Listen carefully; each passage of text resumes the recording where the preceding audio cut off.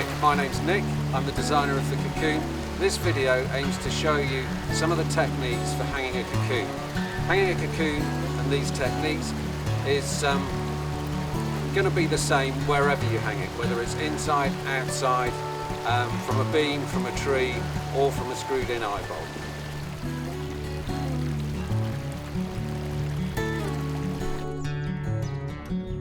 I've brought you to one of my favourite canoe hanging trees. An absolutely fantastic oak tree. When I go out, I take a little rucksack and I've got a few extra bits and pieces in there. I got the tree loop, which is available on the website. I normally take an extra carabiner, a nice heavy shackle for throwing rope up and over tree limbs, the standard 4 meters of hanging rope, and also I take a coil of extra line in case I've got to go up very high for hanging the cocoon. So now I'm just going to show you the basics of hanging one.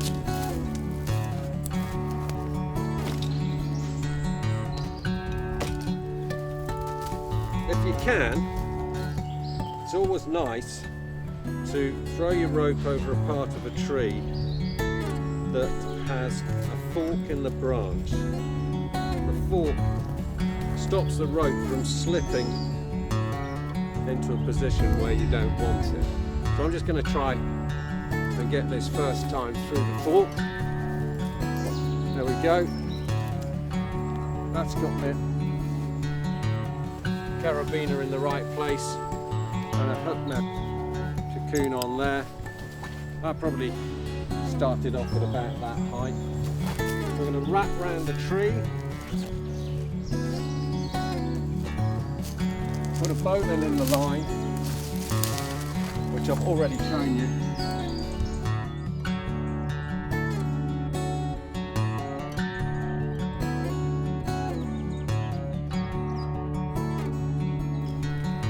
And tie it off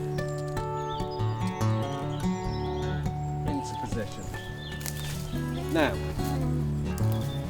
at this point, I'm going to introduce my extra snap clip.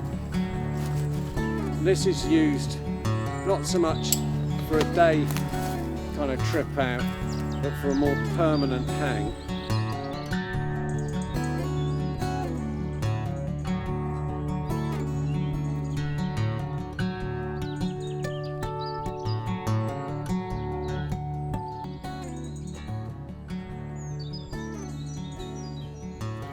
So we just use that knot so that I can position an extra carabiner in on the line.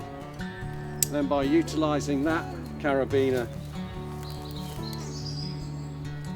back to the tree, I can vary the height which my hanging carabiner sits at. Okay, so one of the things you must always do is to test that both the branch you're hanging it from and the knots that you've tied will take your weight and the weight of whoever else might be joining you. So that's all good. Stick the cocoon on there, nice and low. Just check that that's going to pull us into a position that's the right height. Might be a little bit low, but it's good enough to test this. I think that's a little bit too low, so I'll just adjust that for a second.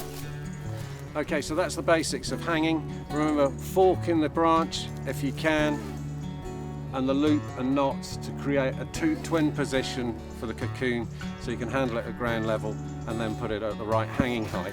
Just to give you a hint, the correct hanging height really is with the cocoon just above the back of your knees. That means that you can just sit down into the cocoon really comfortably, and to get out of the cocoon is just like getting out of a chair. So that's the kind of right height, right kind of mode for it. I like to also show you in the base of the cocoon we've got the drain hole.